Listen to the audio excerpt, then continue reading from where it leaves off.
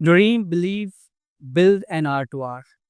Hello world, I'm Naj and you are witnessing entrepreneurs in the making. A man who we have as a guest today is a guy who balances rhythm, clarity and creativity.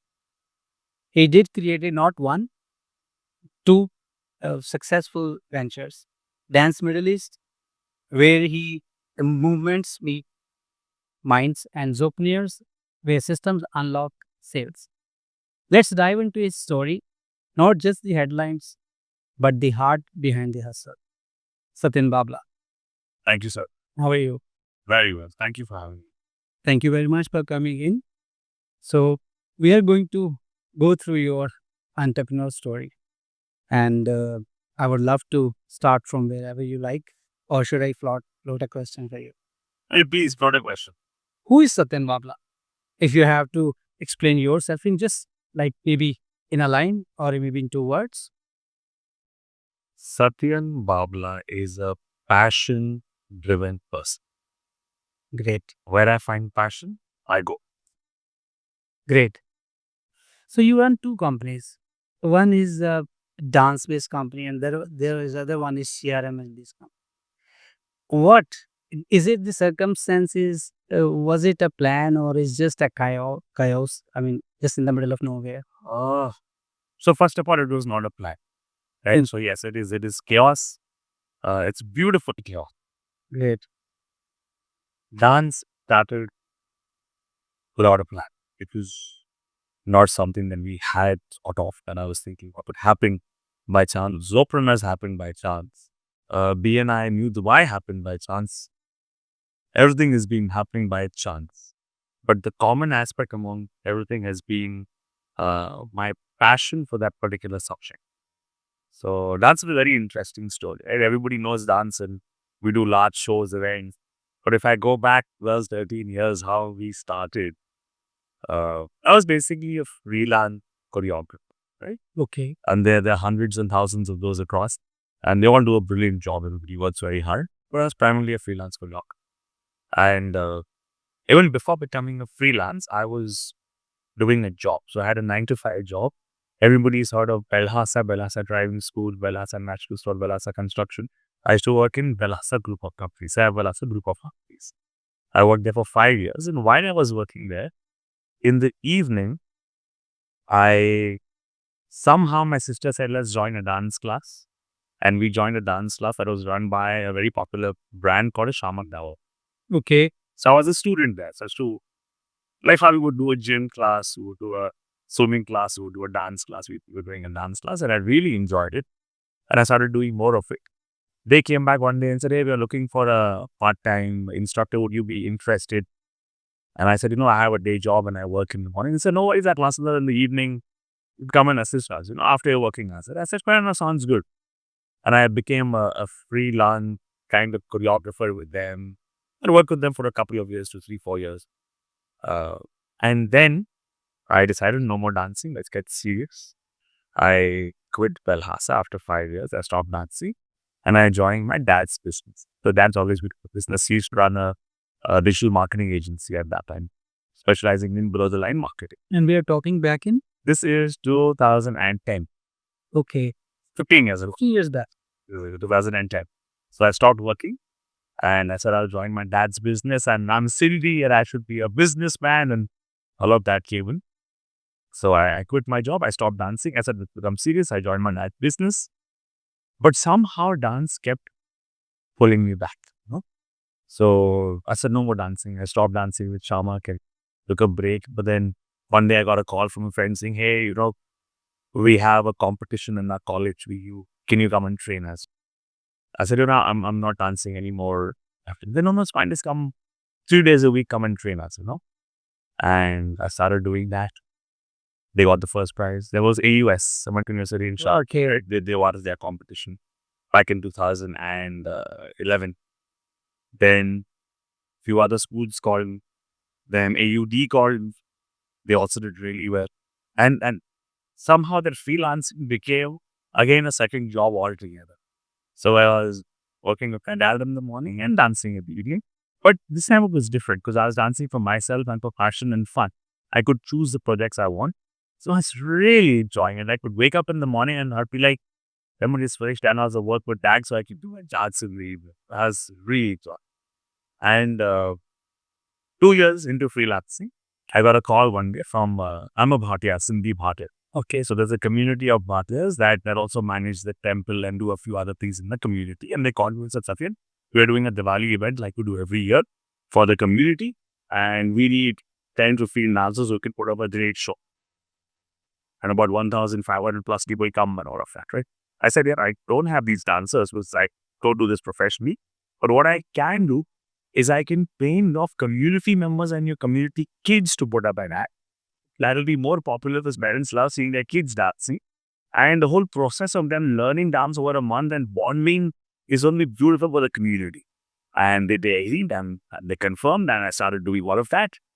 And for about 45 days, every day after work, I would run straight to the community center and we would have these classes. And there were some 75 people dancing, so kids and teenagers and adults and parents and some grandparents. And it was a great experience, 45 days. And I had a beautiful time. They had a great time and everybody's bringing food, everybody's bringing snacks. And we were going to go have dinner after the rehearsals. And it was a great experience, right? And that was what changed my life. Then the event happened. 1,005 people in the audience. They loved it. They clapped, they cheered. I had a great time. They called me on stage. I bowed down. Took all the love and respect. And I said, they went, oh, thank you very much. I'm going home. I want to take a break now. I'm too much dancing. I'm going to take a break. The next day, I get a call from 11 mothers. Say, we had a great time. Our kids have a great time. We want them to continue dancing with you. It's been great for their confidence. We want to send them to you. Where are you teaching? And same day. The next day, they went and got all the next day. Okay, one day. I don't teach anymore. Send them to this class, I don't do that class. I don't do this professionally. I do it on project basis. So they were like, no, why don't you do it? I'm like, no, I'm busy with my dad's business. I do this for fun and passion and take fun projects. I don't want to get into commentary, teaching and that kind of stuff. So they were like, no, you should. And somehow they forced me and convinced me and said, you start your classes, we'll go. So, okay, let me think about it. And I tried to push it away, and they kept following up. And at the same time, we did a project for an AUI. They also won, and they were like, oh, should continue doing this. And so lots of people were insisting to start your class. And then I was like, it's not a good idea, I don't want to make it a business where I start this and then I'm not able to pay rent. Who's going to do all that drama? But okay, they insisted. We said, you know what, I remember 2012, October, November. I went to Butterfly Destination Studio, saying, can I rent your studio for 2 hours in Friday? I don't have a budget. Whatever you say, we'll adjust. Multiple months. There was a studio at Dubai. I think it was called Time to Body. And they said, you know what, we'll help you, no problem. You whatever budget you have, okay, we'll help you. And I said, I'm renting it for 6 weeks, 2 hours. And I will do a demo class first and let's see how many people come and convert. And based on that, we'll take a decision if you want it. And they're like, no problem, if it happens, you pay. Or they're very supportive. Great. And he said, let's start. So you know how it was back in 2012. You go to PowerPoint, you make a flyer yourself. There was no Canva, there was no ChatGPT. There was nothing. When you make a flyer, put it out there. And now I'm waiting in class. I have a couple of friends outside who are supporting for registrations and all. We had 2 trial classes. 75 people showed up. Wow. We weren't expecting that. Did the trials last both the classes? We're like, thank you very much. If you enjoy, you can go. If you want to register, you can go and register outside. I'm going to be in the class. They all left. I didn't leave the studio because I just didn't know how many will sign up, how many will come, but this would be profitable. Will I get cash to pay the rent, pay the printing fee? I just started the studio. They all left. I didn't know what happened. They signed up, they didn't sign up. I had no idea. From 75, 45 people paid and signed up for the batch. Wow. And that was amazing. You are going from trial to a permanent session. Permanent session, yeah, batch for 6 weeks. They paid up for the batch after you pay, right? Wow. So all of a sudden I walked out and my friend is like, you gotten all this cash today? It was amazing. This is beneficial. This is lucrative. I wasn't expecting that. As it now I can pay rent, I can pay printing, and I can also have a profit. It was unexpected. So we did the whole batch. Very happy batch. I'm like, fantastic, done. I'm going to go and we'll do this every year. Oh. What I didn't realize was by making money, why not every day? Batch got over. Again, multiple students came back. Where is the next batch? I'm like, oh, I had to think about it. And then that's where Dan got born. So this was the moment when you realized, There's a I mean, this is not just one day or 1 week. Yeah, there's an opportunity. Okay, there's a ready market of people who like you, love you, trust you, are willing to pay for your services. Why don't? And that's where the concept was born. We took up a studio. We spent a lot of money. You're in the fit out industry. You know how much it takes to get parquet, flooring, edge to edge mirrors, surround sound systems. We did all of that. Took a loan from the market and started off dance 2013 February. And the rest is history. We went from 1 to 2 to 3 to 4 to 5 studios pre-COVID. Post-COVID, we went into larger production shows. Today, we've done Film Fair, Masala Awards, IFA Awards. We've danced for the council, and Narendra Modi has retweeted our dancers' pictures on his official Twitter account. We worked with Fitbit, Mashrik, Track, 2,000 plus shows, dance with Shah Rukh, Hrithik, Amitabh. All big So, bits. history, the rest is history. Yes, absolutely. So, it's by chance. That's it was. But you found your that movement when you realized there is potential to become a business. And that happened within 2.5 years time from the very first time you actually went to Become a freelancer. Yeah, freelancer, what, 2.5. 2010, October, November, became a freelancer. 2012, October, November, like Shadi Urba. And I mean, that, like you said yourself in your community, it is considered they are businessmen, born businessmen, right? They understand numbers, they understand dhanda, just say you will call up and right? I mean, was this entrepreneurship was a plan or you just find it in the middle of like No, it was always fascination or it was always a plan? always I wanted to do something of my own, what I never did. But right from school, it was a common thing. Now got my own business. It was very clear. Okay. What I never knew, especially dancing, nobody ever thought that I would make that my business.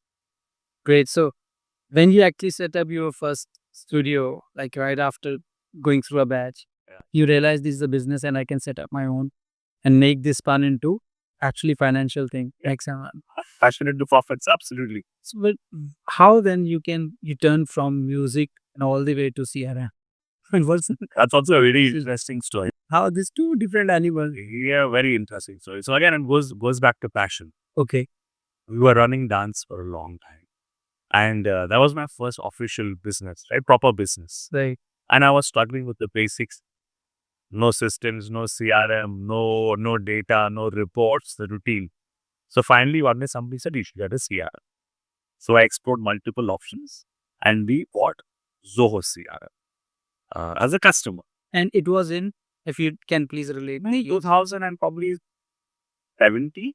so okay. So after 5 years of starting it out, Yeah. 13 we started, 13 Feb, full 13, full 14, 15, 16, 17, end or something, we took a CRM, right? So we were quite late at it. okay. But the minute I took the CRM, my business is changed. My life changed. And I'm into tech, so I enjoy tech stuff, right? So we implemented it hardcore and we went all out, And I was getting involved in the implementation myself and learning it myself. And I started, I was like, became a big fan of Zoho. I was like, everybody casually should get this. We should get this. Should get a CRM. It became a normal thing. I would call people over to the studio and see how they're using our CRM. You should also use a CRM. And there was nothing to do with Zoho in terms of the business model, right? It just, I loved it so much, I was referring it to everybody. So that happened 18, 19, and 20. COVID came along. COVID came again, no work, no events, no shows. Work was at a standstill. And in the BNI community, we had a couple of friends who said, you know what, we used to meet every day on Zoom. Used to be mentally stable. All of us don't have business, all from the events industry, but at least let's talk every day and see what we do. And we should every day. And that said, let me start a Zoho company. Now we realize the importance of having a digitized system during COVID. You keep saying do Zoho, do Zoho. We start a Zoho company. This makes sense. Let me try and start a Zoho company. I mean, you're so passionate about it. That's what the idea came in from a BNI members. And at the same time, your family, friends, or people who are good well wishers around you, they did not feel like you are overdoing and exerting yourself going too far. No, not really. Everybody wanted the support. They all knew that the events industry during COVID is difficult, right? Okay. And everybody wanted the support. They were okay with that. Everybody. So this is where you find another opportunity. Like, okay, if this is suffering, having a CRM company will actually help you because there's a time of technology. 100%, right? And now using it. Okay, great. So for us, I think the biggest factor was we were not selling something that we didn't believe in. Correct. We believed in it. We are customers. So today, I am a customer of Zoho because I am a business on Zoho and I'm selling what I'm using to a point where when we go to a client, we don't do a demo on a demo account.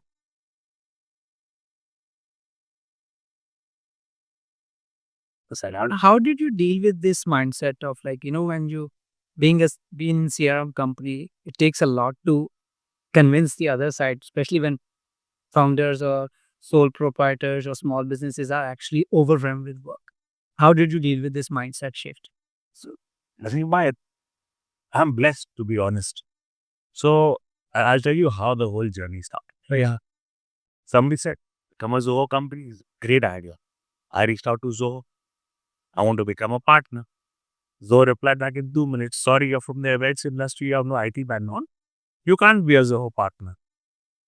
Fine, no problem. So we keep it in the background and start working on dance again. In a one-to-one, a BNI number says, I know Zoho very well. I'll put you in touch with the head of Zoho over here.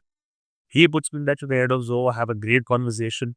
Because he came through our other members' referral, there's a level of trust. Okay. He supported me and said, see, you want to become a partner, you need to have these things, you do some certifications, hire people that have technology background, etc. And he guided me. And we became a Zoho partner because of a BNI member. So number one. Number two, the minute we announced that we're also now starting Zohopreneurs and we're going to be an IT company. Again, members said in BNI, why don't you change your category? Okay, let me think about it. Change the category. The very first day, another member called Dheeraj Rupani. He called me and said, Satyen, we're using Zoho. I don't understand this. I know you. I love you. I trust you. Come assess my system. Whatever you can do to improve, do it. Send me an invoice. Great. Day one.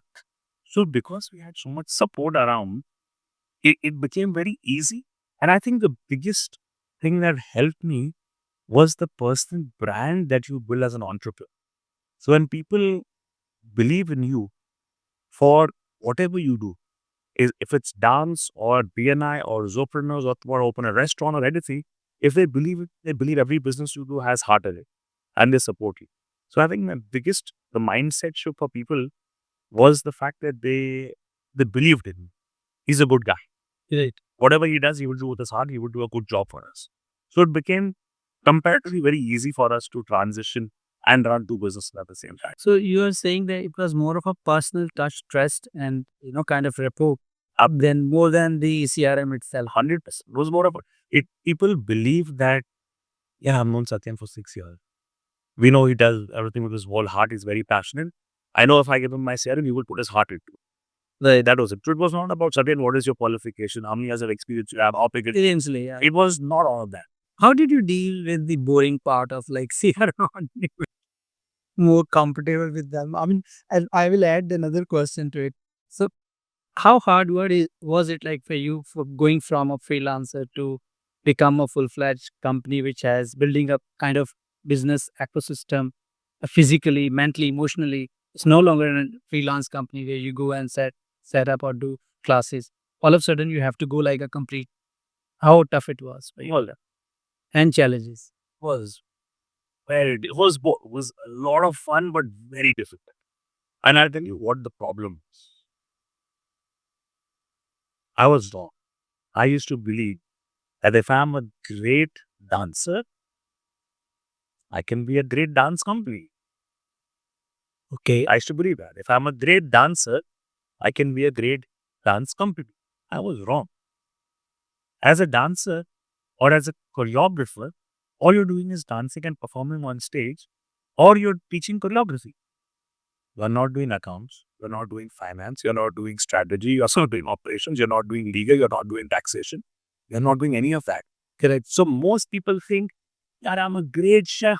I should open a restaurant. Nahi. No. You're a chef today, you're a great chef because you're a freelancer, you're only cooking and making money. Correct. When you open a company, you have to do 10 other things along with it which you don't know. I didn't know. I didn't know marketing, I didn't know finance, I didn't know operations. I didn't know so much. It's so because I thought I was a great dancer and I used to love that dancing, love that teaching, love that part of it. But on the opposite side, she get so frustrated when it comes to accounts, finance, marketing, operations, HR, legal. It was not easy. All departments by yourself. It was not easy. So I think that's one big mistake, including me. A lot of entrepreneurs do when they start their business. They assume I am amazing at cooking. I should open a restaurant. But in the restaurant, you're no more cooking now. You're managing the restaurant. And that we're not great at. We did not cooking. Great. And how did you manage it then? I mean, since the problem was there, you can't shy away. Now you are in the business. How did you manage it? So I think a couple of things that really helped was having the right mentors around. I was blessed to get some interesting people, very, very senior mentors who really pushed me and challenged my thinking and made me realize if I run it like a business and not like a passion project. So I got the right mentors. We encourage everyone to get mentors. That's a big difference. Lots of learning is also important, right? Very popular books like E-Myth, Scaling Up, Rockefeller's Habit. These books were like my guiding star, my Gita, my Quran, my Bible. Or even today, by my bedside, I have Rockefeller's Habit till today. It's right there. So these books really made a massive difference. So learning and the right mentors is what changed everything for me. How about your team? I mean, I believe like, having a unique idea or unique business is not a success.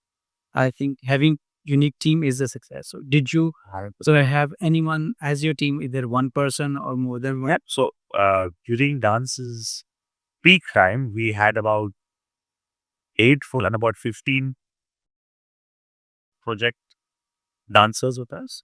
So we had keep about 20, 25 plus who were there in the studio every day. So I think the common thread across everyone was passion. Lots and lots of passion because most of our dancers were young college kids. They were not professionals, right? They didn't know how to do marketing or anything from that far, but they had passion. Most of our team also was choreographers and dancers who were not again in the field of business.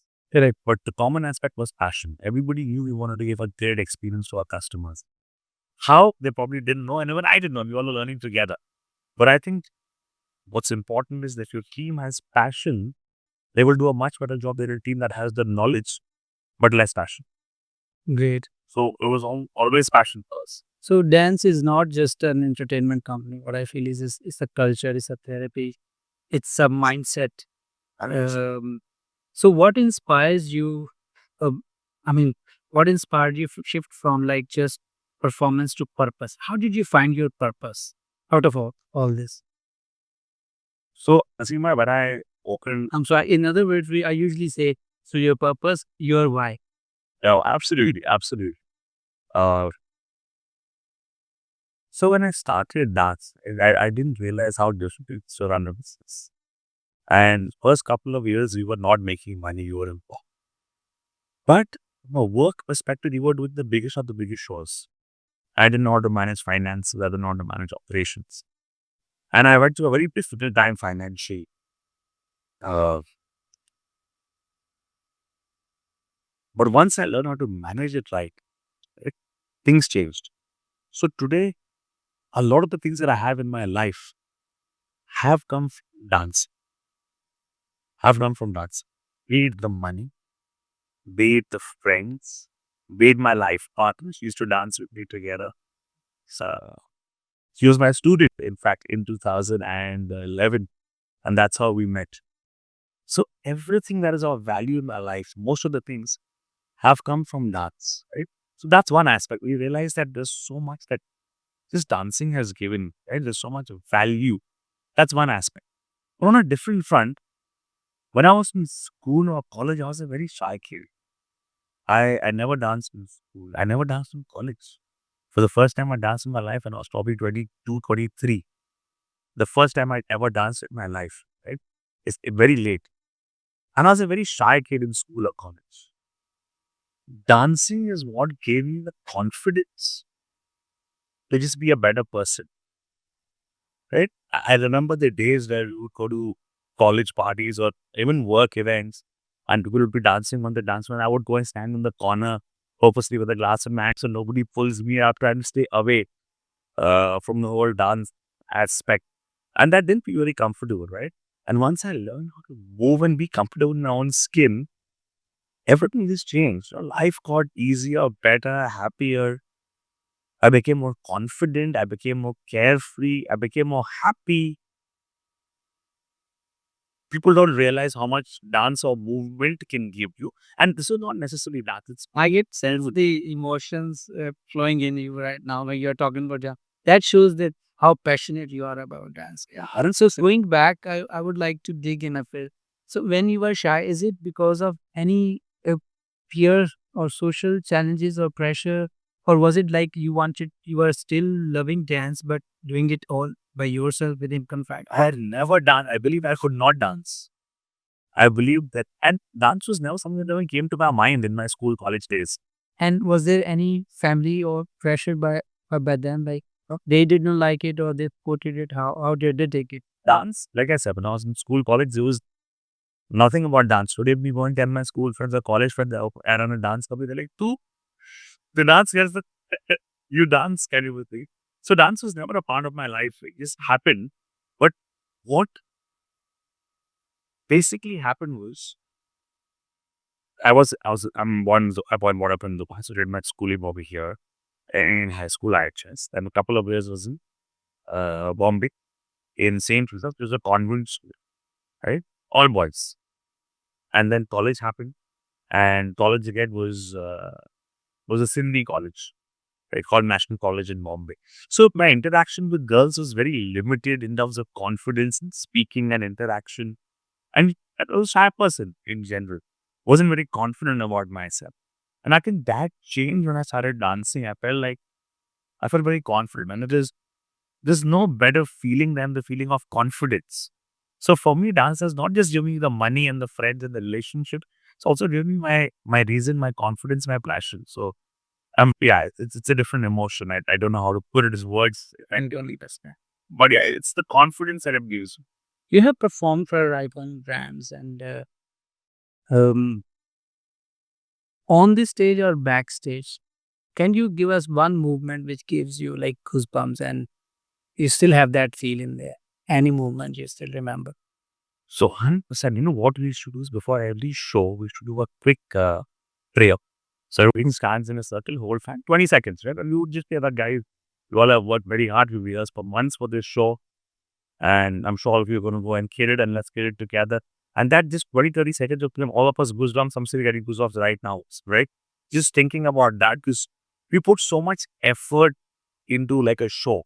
It could be a 5-minute performance for film set or a flash call for Fitbit, right? But you work for months and months rehearsing every day and edits and costumes and props and there's so much effort that goes into it. I was just realizing that effort's going to be materialized now. So pre-show was just we sit together and hold hands and say, let's kill it. And on the show gets so when people clap for you, there's nothing more fulfilling than. Correct. So do you see a deeper connection between movement, mindset, and business performance? And not just for your clients, but for yourself too. 100%. So it's scientifically proven the fact that motion creates emotion. Motion creates emotion. Today, if you're feeling upset or somebody's depressed, what's the first thing you go and do? If you're not moving, then bas yaar, chal yaar, chal yaar, you are sitting like that, you're not moving. I'll come hold you, I'll shake you, right? So without even realizing when somebody's depressed, we move them, we shake them, right? So motion creates emotion. Today, when you play a sport, you play cricket or something, even if you win or you lose, you walk out much happier than you go in before, right? You go to the gym, you move, you go to a dance class, spinning class, cardio class, boxing class, you come out happier. When you move, I mean, physically, your body releases endorphins that make you happy, releases the happy hormones that make you happy. It's natural. It's nothing that we are making up. It's scientifically proven motion creates emotion. You move and you get happier. So that's what we do. People walk into a class and they dance for 1 hour and they leave and they're so happy. It's not about me. It's just, or you, or it's not about the choreographer. It's scientific. Motion creates emotion. So the more you move, the happier you are and the better you perform. There are organizations that do this where I'm sure you know Reeve, you've heard of Reeve, one of our business partners, right? She has a rule where at 4 p.m. in the office, we will play music loudly if you stand up and dance for 4 minutes. Okay. Whatever you're doing, right? And it just makes people smile and they laugh. And some people are shy, but they all stand up and do. When motion creates emotion, Helps them to recollect the energy. 100%. So motion does create emotion. It changes your physiology, your mental attitude, your emotions at that point in time, and it makes you better at whatever you're doing. Can you explain your feeling when you signed up for first show or first CRM client? The movement. Can you recall that moment? So, wow. So one of our biggest clients in Dan was City 101. Oh, yeah, popular. Yeah. Yeah. And we had a contract with them for the first year, second year, 5 years in a row. We had a contract with them, right? They were very, very instrumental in the growth of dance. Very instrumental. Uh, and I remember going into that meeting right at the beginning. Open stance was starting, and the lift opened out. We came out. We were waiting for them, sitting at the lobby, and you're so nervous. But even when you're nervous, your leg is moving or tapping your foot. And then thankfully, we had a radio station, so his music was going on in the background. And I just started moving to the music, and I just made me go in such a calm, collected state. I remember that. Yeah, this is about 2013 I'm talking about. But I remember going there for that meeting. We met a gentleman called Lokesh, who's also a very, very popular RJ with them still, right? RJ Lokesh. And he was instrumental again in the growth of dance. And thank you, Lokesh. Uh, but I remember just sitting in the lobby and just moving to the music that was going on the radio and just getting that state of calm. So till date, when I go on stage before that, and you can ask anybody new Dubai, before the LT forum starts, I'm dancing. When the LT forum starts, we make everyone dance in the LT forum. All our DNA and LT. So movement, emotion is still a very important part of me, and it's involved in all my activities, and people know it and people love it. And when you, especially when you are, when you say to yourself, come on, man, I'm good at it. Now you will get that movement, you recollect the whole energy and confidence and say, okay, I'm going to go fully in. 100%, 100%. It makes a massive difference. And we consciously try and incorporate movement into our business. Like we said, before the LT forum starts, there is music and there is dancing. Good. Set. Running two businesses, Satyan, and at the same time leading BNI, isn't it too much for you? At times, don't you feel like is this bit too much? How do you know when to push and when you pause? How do you do that?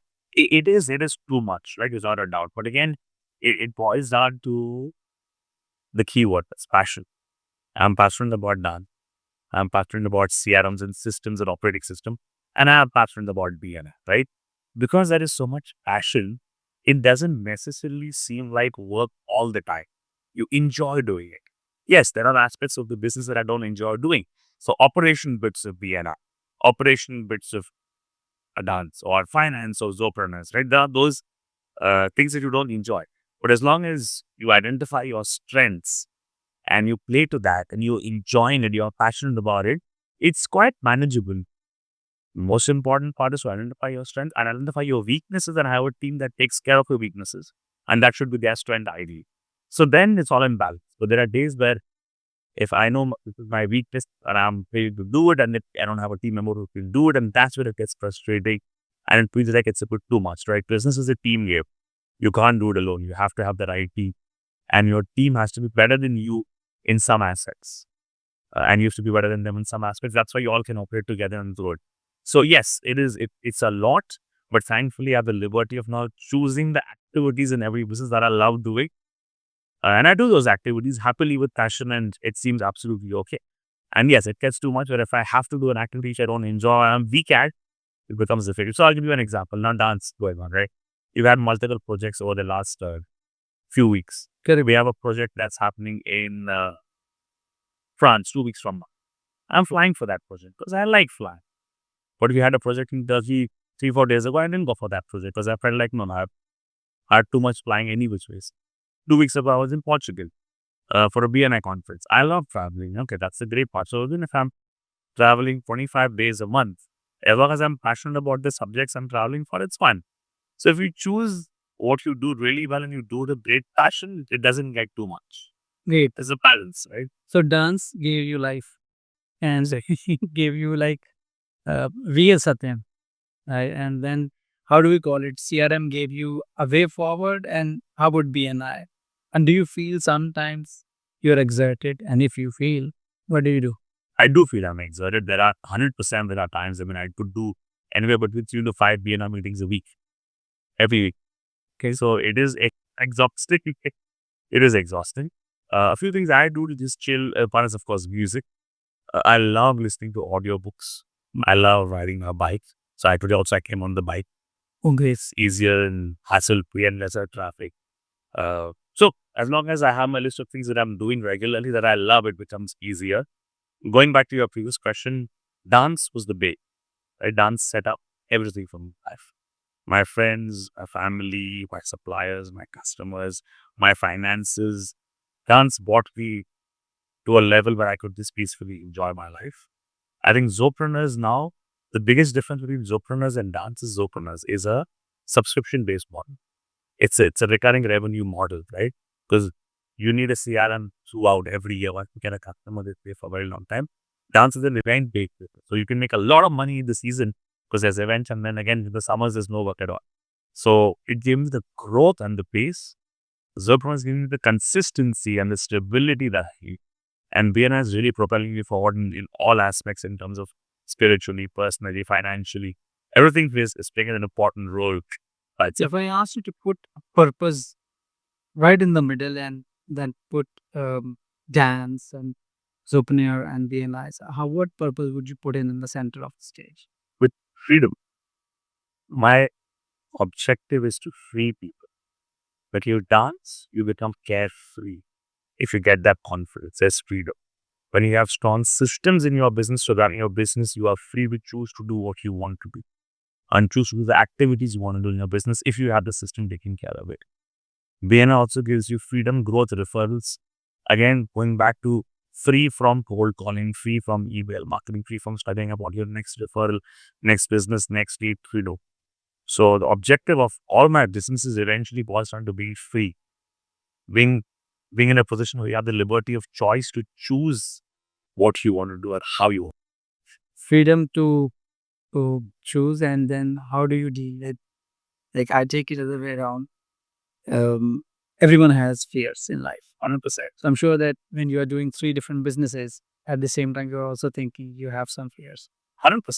How do you deal with it? What were your fears when you were about to start dance, and then coming from dance post COVID, you thought of putting up CRM, and then taking up BNI full one? It's a full time job. So can share with us your fears. Ah, so I think a common fear amongst all uh, caring business decision leaders or entrepreneurs is not being able to give enough value. Right? I think that's a common fear across all uh, decision makers, all leaders. Where am I giving my customers enough value?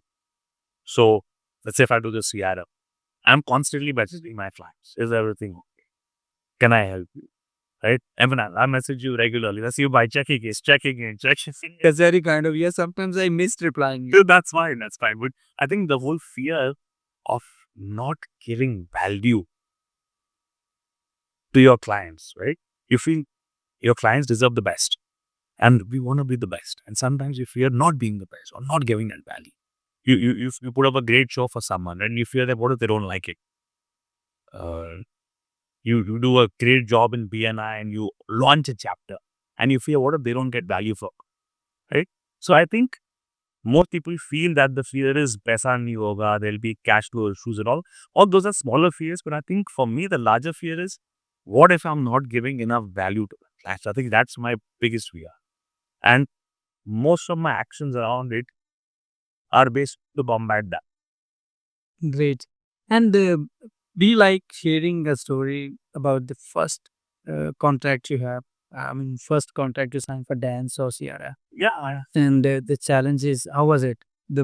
I mean, did you manage? Did you make it happy?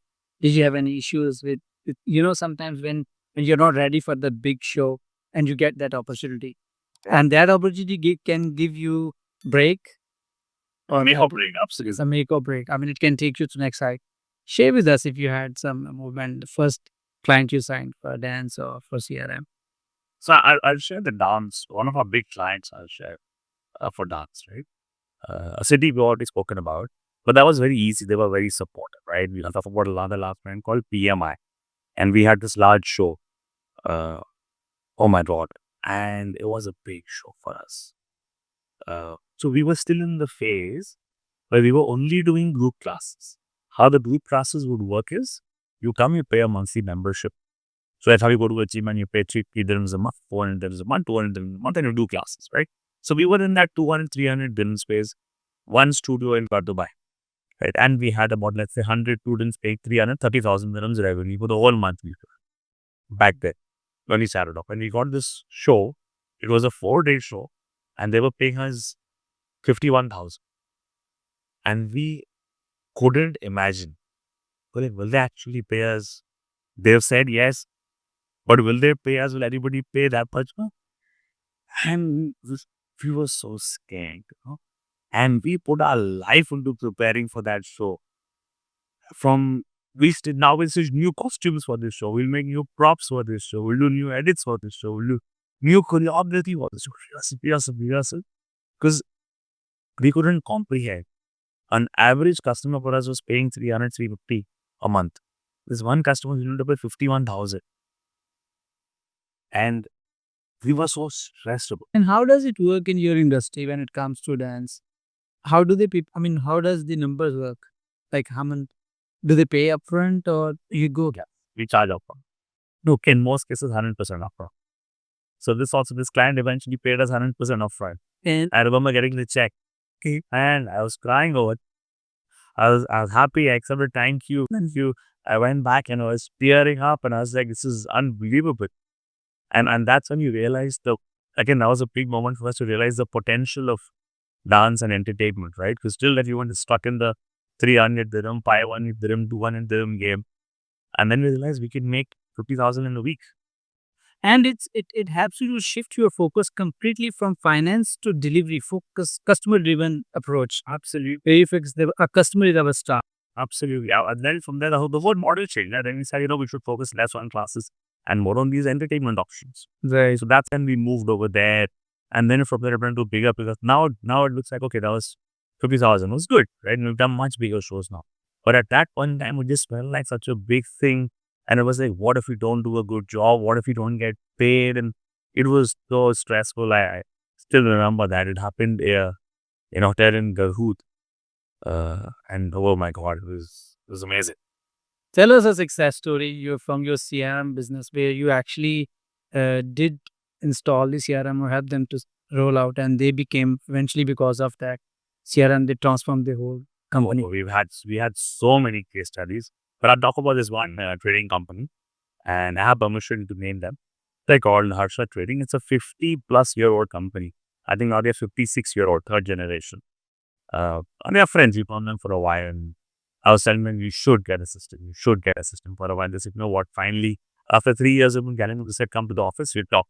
Because they're very tight. We're friends, Went, spoke to them, convinced them, and they just said, we'll go ahead. Now, they're a 50-plus-year-old company, very traditional company. And they've been operating for so many years in an analog format. For them to move to a digital format was not easy to convince. They had like 100 people, right? So trying to convince all 100 to move online.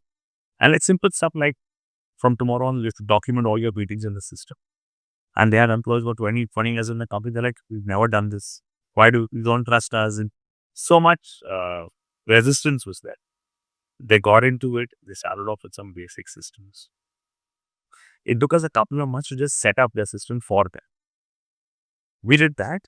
It took them a couple of months just to upload their data. And a mind-blowing fact came out. I would read them once a week. Satyen, we've been putting data for the last few years. We realized that we have 2,000 customers, right? That we have the potential to sell to. They have bought from us in the past, but we're probably not in touch with them. I said, great. Now we're reaching out to what 2,000. I was very happy. Next week, they're like, it's gone to 3,000. We just realized 3,000 customers because everybody's putting in their data of their old customers. Next week, it went to 4. Next week, it went to 5. Next week, it went to 6, 7, stopped at 6. Now, imagine somebody comes and tells you we have 6,000 customers who we've not been in touch with, and they bought from us, and now we're going to reach out to all 6,000 actively.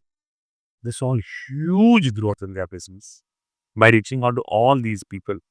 And it was such a great feeling for us to see that just because you have a system and you're following it, and now it's as simple as, oh yeah, this customer is there and we haven't spoken, call them. Call them. If you're calling 6,000 customers, even at a mere 2% conversion, 120 new customers, right? Straight coming through in your door. And that was just one aspect. Like, they did so many more things in their business. But that was just one aspect that shows if you just document stuff and follow your data effectively, there's so much more you can achieve.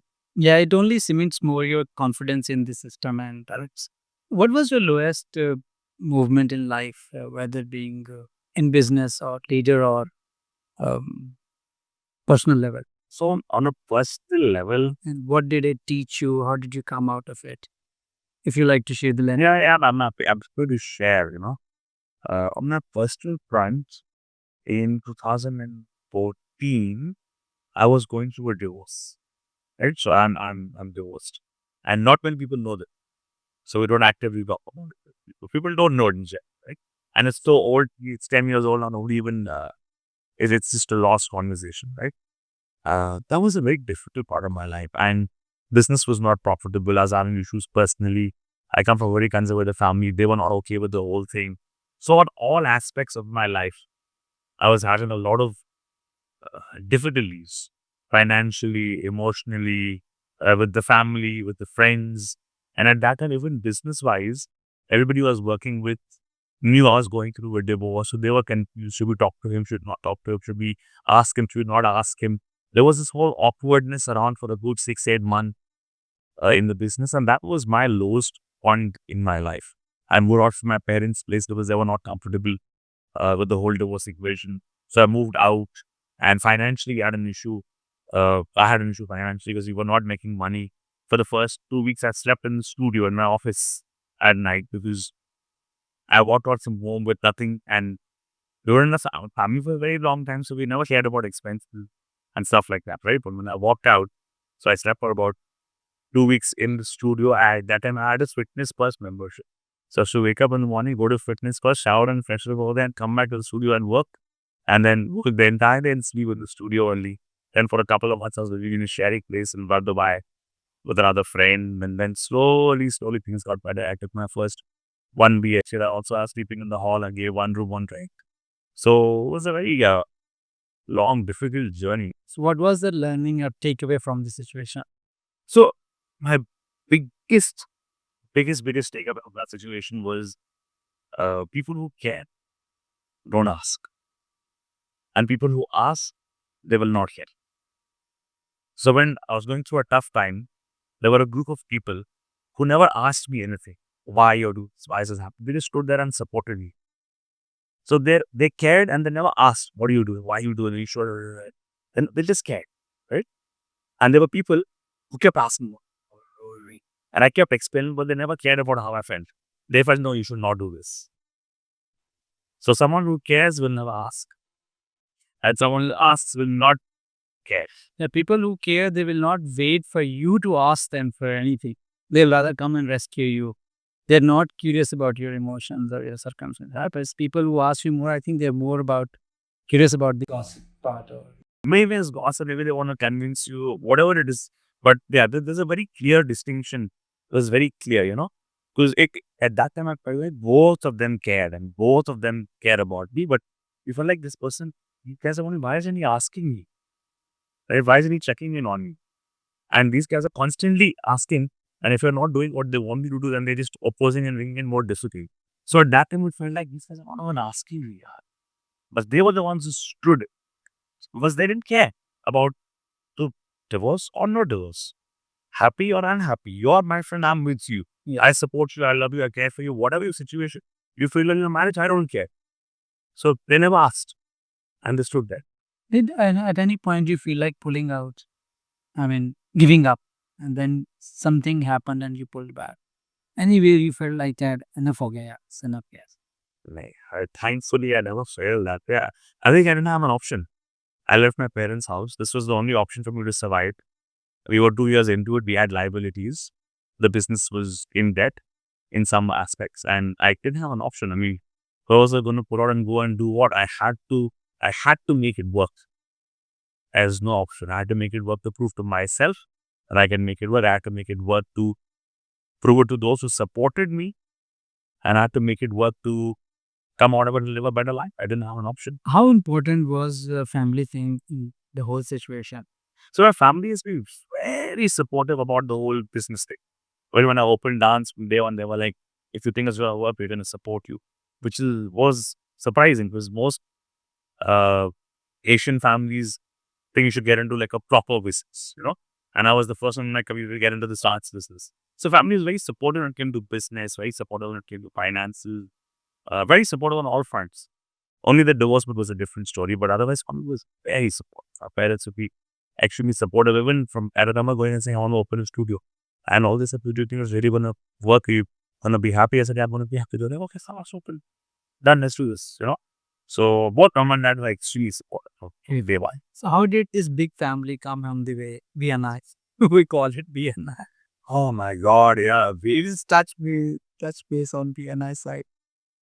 How? BN also happened by chance. So how BNI happened was 10 years ago. Okay. It was a normal annual event called BNI's Got Talent. So there were about 8 chapters. All chapters used to participate like an annual gala, right? So they had this thing called BNI's Got Talent. And that day, a few members from BNI Rising Phoenix came to the studio and said, hey, we have a competition called BNI Got Talent. Can you choreograph the competition? So BNI became my client. And we choreographed the competition for BNI Rising Phoenix. That's how I got to know about BNI. First interaction. First interaction, right? Within the choreography, they were very happy. They said, you know what, we're very happy. Come to the meeting. We want to thank you. And I said, okay, my team member will go. My team member thought it was 6:30 p.m. So he didn't go for the meeting. I felt bad and embarrassed. I called upon and said, I'll come next week. So then I personally went next week to apologize for missing and to thank them, and they wanted to thank me as well. And that's where I saw my first BNI meeting, and I was like, mind blown. I was like, what is happening? That's how the journey started. That's how I got in BNI and became a member. Yeah. And how from BNI member to a franchisee owner, I'm sure, and ED. How is the journey? So I was as a member for about 8+ years, and I was a president at that time. Okay. It was my last meeting as a president. I invited Vijay. Vijay came along. I had a beautiful meeting. I was very happy with the meeting. And then Vijay says in the end, Satyen, like, Vijay, can you get feedback? What impressed you most about the meeting? And Vijay says, he gave his answer. He says, you know what, let's talk about what your next steps are. You've been a great president. Let's talk about your next steps in Vienna. And that's it. Meeting gets over. We start, we clap. All of that happens. I go to Vijay and say, hey, you were talking about something. In my head, I was thinking, you have become ambassador, become PC. And he says, you've done your bit. You've done multiple roles. You've been around. You're very passionate. What do you think about becoming a franchisee and taking on a beach? And he gave me an opportunity. Vienna to khoon mein tha, already by it was in my blood, right? 8 years member. And I totally jumped and said, yes, let's do this. And we went on a whole journey of due diligence and contracts and signing and research. And then a couple of months later, we took it off. We signed and we got PNN in Dubai. And it's been 2 years. We've doubled the membership so far in 2 years. We've doubled the business revenue in 2 years. And it's going really well. Here we are today, and you see, we know each other through BNI. Absolutely. Such a small word. Where do you see dance and Zohopreneur in 10 years' time? What impact do you think they would leave for your clients, your team, and the world watching quietly? Fantastic. With dance, now it's come to a point where we become very selective with our clients. Right? We do 8 that large shows a year, and that's it. We become very selective. But what I've always wanted to do with dance is to communicate to the world of entertainment and the bell of the dancers or entertainers that this can be a viable business. Right? This can be life-changing, because at least in Asia, there's a lot of resistance against getting into this whole time. Right? So that's always been my one of the goals with dance, where to prove to the world that you can be a successful business owner if you run a good studio, a good academy, a good events entertainment company. And there is scope out there because there is so much talent out there. We've seen so many dancers who were mind blowing, but never decided to quit their job and get into this full time. And what could be the fear, Satyan? This is where I want to really pitch in. When the fear for all these guys was sustainability, like, will I make enough money, right? So lots of dancers in Dubai have a full time job and then dance leave, right? And they don't make that much money when they dance as a freelancer, and they make more money from their job, but they do it for passion and extra income. How can they make more money? How can they make their living out of it? I mean, let's say there are 10 dancers watching you right now. What would your message would be like if they are good dancers? They can switch from their job to full-time dancers. How can they earn enough or make dance their living or passion with profession? Fantastic. There is a massive market out there that values entertainment and pays for entertainment. If they are strategic enough to target those people and add value to them, they can make much more money than they can make in their job, like it worked for me. And we made millions and billions that I would never make that in my job, just by providing the right solutions to the right people. And just to give you a context, right? Sometimes people ask me, yaar, kitna hi kamal, like how much do you do that? I'm not going to give out numbers, but just to give you the context of the size of projects that we've done or you can do. We had a project with T20, IIT this year, where we gave them 2,500 dancers. Right? That's a mammoth, Big number. huge number, right? I can wonder how would you rate if a 5 kilometer dancers? Where is the secret? It's a small city like Dubai. Oh, unless you actually teach few of them, half of them are new. Yeah, of course, there's a lot of training, auditions. There's a whole structure to it, right? But just to give you the size of it, right? We've done shows where the T10 Cricket League, it's a Dubai, Abu Dhabi based cricket league, is a property over here.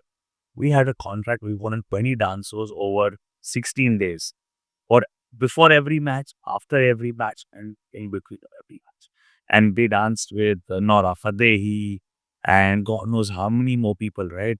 And that's the kind of volume you're looking at. Like if you look at, let's say 20 dancers doing an opening and then 20 dancers doing a mid show and 20 dancers, that's like 60 dancers, right? Would be the same dancers, but 60 set units of dancers and 60 into 16 days. Again, huge volume, right? So there is massive potential. We did the launch for Fitbit last year, the latest Watch 3, with about 150 dancers that we did the Middle East largest fitness platform, not just a dance platform, fitness platform, right? There's a lot. So my request to all the dancers or entertainers out there is there is a market, there is value, there is potential. And the more people that get into this, the larger the industry becomes. So if you have that talent and you have that potential, take that step and it can be life changing. Nothing can be more painful, or you will not regret anything more than not pursuing your passion that can make lots of money, right? When your passion becomes your profit, life is extremely wholesome and fulfilling. And you will always have that regret that I didn't think that's Yes. right. So do it. And if you're not confident, there are ways of doing it slowly and steadily while maintaining a job. If you create a sustainable income and then taking it off. But there is ample potential. Zooming out from dance, would you vouch for entrepreneurship and why? 100%. 100%. Uh, we are in a world where our potential defines our future if you're not right? But if you're a team member, depending on the kind of role you're doing, of course, right? If you're in sales, probably still your potential can define your future because you might get commissions and bonuses. But in most cases, if you become a team member, you're limiting your potential. Now, there's nothing right or wrong in that. Some people say, you know what, I want the peace of mind. I want to do an 8 to 5 job and go home and chill with my family, and that's absolutely acceptable. But if you believe you have the potential and the power, you are doing a disservice to yourself and your family by not stepping up. If you believe you have the value, if you believe you have potential, right? There are people out there that could really, really get value from your services. Imagine, imagine you're doing a job, right? Let's say an accounting, but you're a great personal trainer in the gym. Right? And you do that part time. If you do that full time, imagine the number of people you want to impact and add value to and provide that service and make them live a better life. Just by you not doing that, you're doing a disservice to them and a disservice to yourself because you could live a much more happier, fulfilled, and richer life. And plus, help others and lift others around yourself and change the world. I mean, this is the only way we can change the world by just creating more wealth, more employment. So again, there's no right and wrong. Right. Right? If you think my purpose is being a team member, giving my 100% to the team, and then going and relaxing with my family at home, and I'm happy with my growth, that's great. But if you think you have something and you're not taking the step from fear, you're doing a disservice to yourself and the community and the people around you. So you should take that. So, what's that one tip or like, but a truth you will advise to struggling founders today, just to shift their mindset? If I could say one thing, Yes. every decision you take in your business, just ask yourself, is it adding value to my stakeholders? When I say stakeholders, is it adding value to my customers or is it adding value to my team members? And if the answer is yes, you do it. And the minute you start thinking about everything from a value perspective to my customers or to my team, everything changes. But the minute you think about only yourself and your profits and your finances, you're living from a fear mindset. You need to change that to a mindset of abundance. So if I have to give just one tip to struggling founders, think about how you can add value to others and instantly you will start seeing the changes in your business. So, what do you believe deeply in entrepreneurship that most people would disagree with you, but has proven true in your life? Something you really think people most of the time they disagree with you. Interesting. It happens. We fall into some True, discussion. true. Uh, so an interesting challenge that I have, right, in my business plan, I'm happy to share also, is this whole uh, culture Okay. versus systems and processes. Right? And now one business purely runs on culture and community, which is dance, also BNI. BNI also has processes and systems. And Zohopreneur is all about systems, right? Zohopreneur is all about processes and systems. And the Zohopreneurs, we said you have the right process and system, your business will grow. In that, it's all about community and culture. And there's always a challenge. Something that I struggle with, which not when people understand, is everybody believes that if we have the right processes, everything will be perfect enough. But I feel the reality is culture is more important than only processes. Because you might have the best processes and the best system in the world, but if you don't have the right culture of using it well and taking value from it, it will not happen. So many people think that I'll make the systems and I will be successful. I'll put the CRM, I'll be successful. I'll put the operating system, I'll be successful. I'll make the SOPs, I'll be successful. That is true. But more important is culture. They say culture is strategy for breakfast.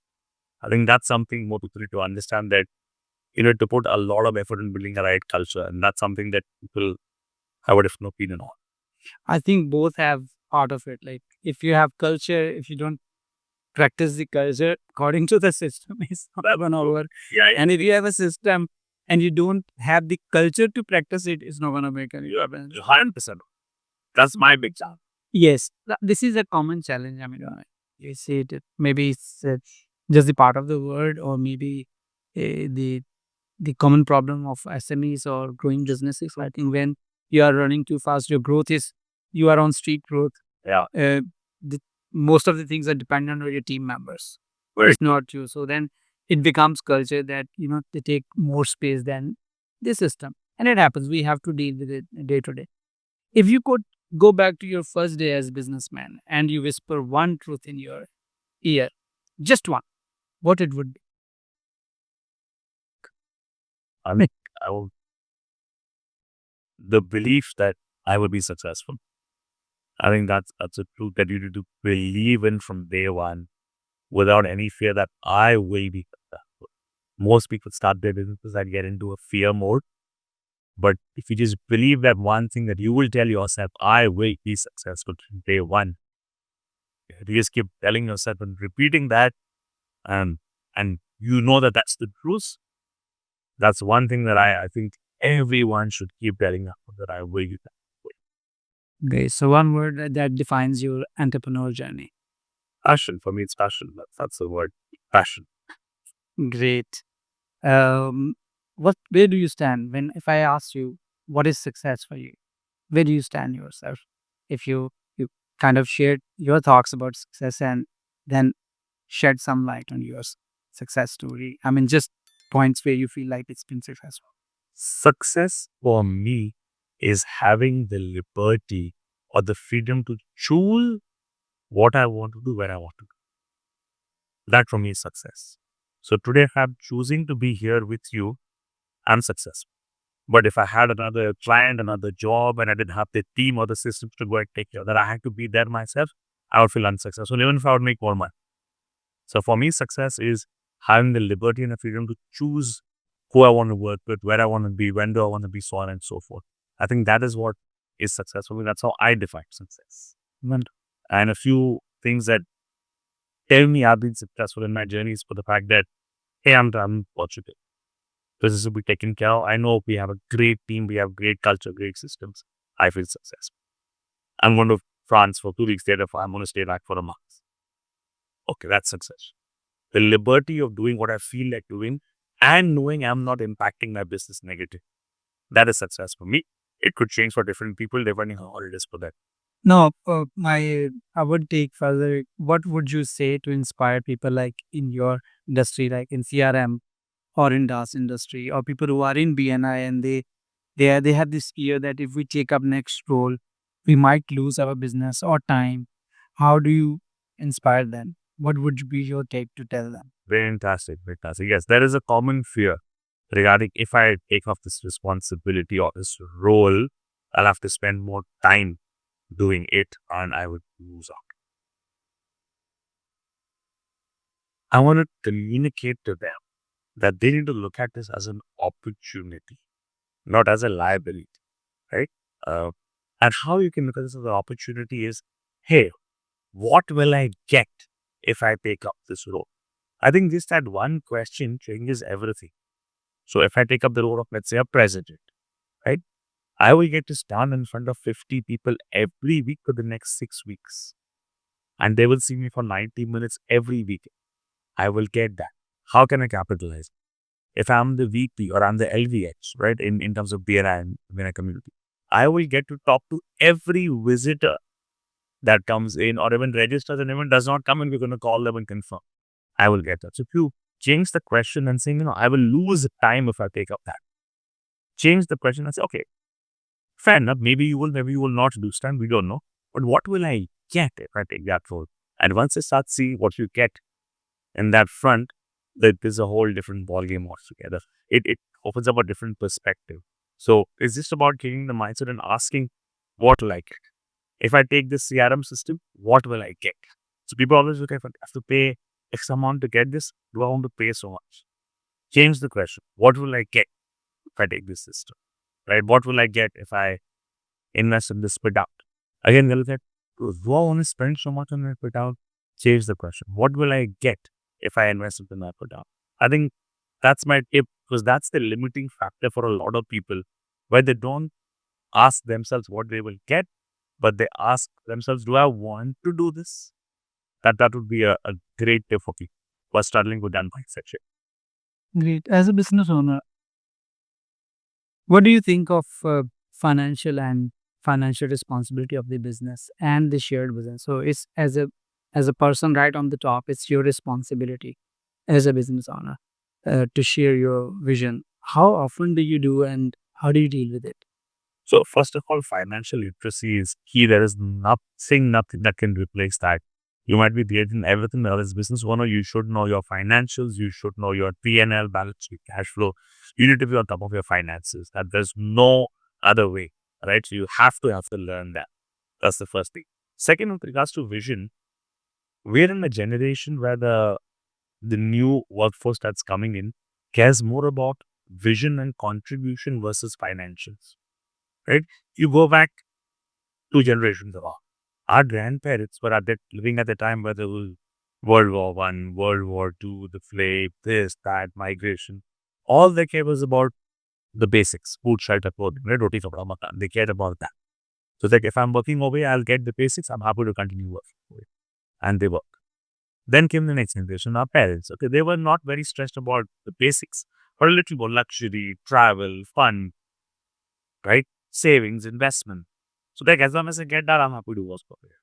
Now the next generation has come in, and in most cases, the next generation is not concerned about, do I own a house or they happen to rent. They care about contribution, they care about values, they care about freedom.